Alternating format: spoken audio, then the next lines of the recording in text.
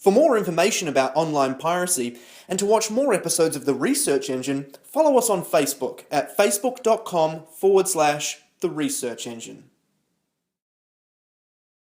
So if SOPA, Piper, or ACTA, or God knows what else actually passes, you might be seeing this notice pop up on some of your favorite websites, even if you believe them to be publishing completely legal content.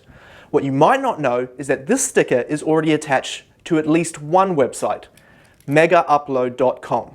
Megaupload is a Hong Kong-based file-sharing website which was established in 2005. It was shut down on the 19th of January 2012 by the United States Department of Justice. The following day, Megaupload founder Kim Dotcom was arrested in Auckland, New Zealand. On the day it was shut down, Megaupload had a unique visitor count of 82,764,913, with over 1 billion page views in its history. It attracted 50 million visitors per day and had 180 million registered members, and its overall storage on hand was 25,000 terabytes. At the peak of Megaupload's success, it contributed to 4% of the entire world's daily bandwidth. Yes, that's right. Of all the information on the internet being downloaded, uploaded, shared, tweeted, and so on, 4% of that was Megaupload.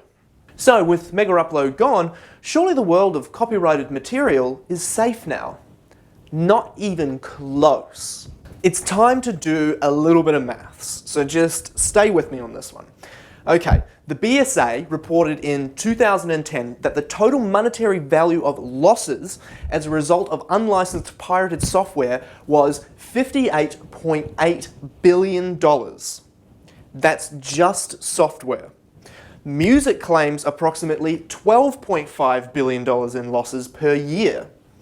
Films, $18.2 billion in losses in 2005, according to the MPA and LEK.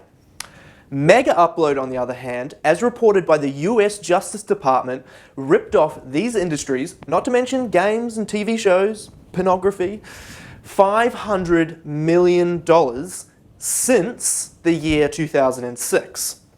At the risk of just throwing numbers around, I'm not going to average out the $500 million over the 6 years that Megaupload has been in operation, because the truth is no annual breakdown of Megaupload's piracy infringements have been published yet. So it would be only fair to say that Megaupload ripped off copyright holders to the maximum tune of $500 million in a single year. So even at that particular inflated rate, Megaupload contributed to only 0.5% of the world's economic losses due to piracy.